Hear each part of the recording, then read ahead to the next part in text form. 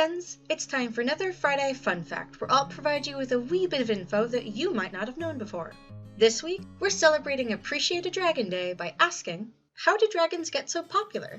As dragons are more of a trope than a specific creature, and since explaining dragons as a trope would take way more time than I've allotted myself, let's look at dragons through the lens of literature and follow that through time. Now, of course, this is not a comprehensive listing of all dragons, there are just too many of them. And I'm sure that there are books that you love that I haven't included for the sake of time. This is a very pared down list of texts that I believe are foundational to why dragons are so popular today. So let's start with 3 foundational works. These are all pretty old, but are incredibly influential. These 3 works are the Poetic Edda from Norse myth, Journey to the West out of Chinese myth, and the Bible. Within the Poetic Edda is the Lay of Fafnir, a dwarf who turns into a dragon because of his runaway greed. Journey to the West contains tons of dragons, as they're common in Chinese mythology. In fact, one of the 5 core characters is a dragon who turns into a horse. The reason I mention it is because the text itself is immensely influential when it comes to the development of popular tropes. Finally, the Bible has a passage in Revelations where there is a dragon who attacks people, and is Satan. There was definitely a split between Eastern and Western dragons for a very long time. Western dragons were seen as evil, while Eastern dragons were almost always benevolent.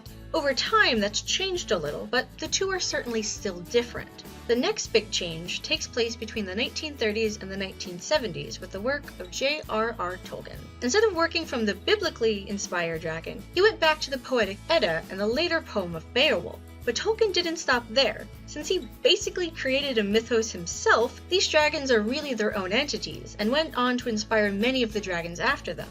The dragons he created were larger than life, older than mountains, incredibly intelligent, and extremely greedy. In addition, Tolkien, including dragons in his realm of Middle-earth, ingrained them in the genre of epic fantasy, where they've tended to live ever since. Dragons got the next power-up in the 60s with 2 excellent series. The Earthsea series by Ursula K. Le Guin, and the Dragon Riders of Pern series by Anne McCaffrey.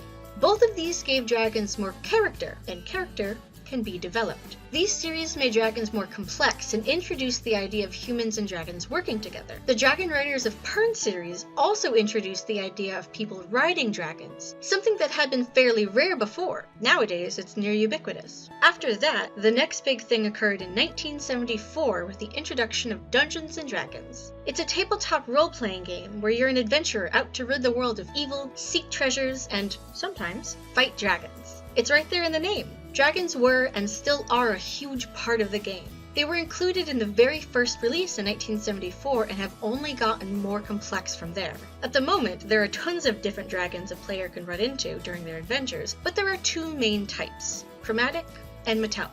Chromatic dragons harken back to the dragons of Middle-earth, evil, greedy, and vain. They steal wealth as they view everything as theirs and store it all in a massive hoard. Metallic dragons, on the other hand, take inspiration from the dragons of the 60s as well as Eastern dragons. They're wise and kind, and very often hoard knowledge instead of gold. Even if you've never played D&D or read any of these books, their influence is still seen today.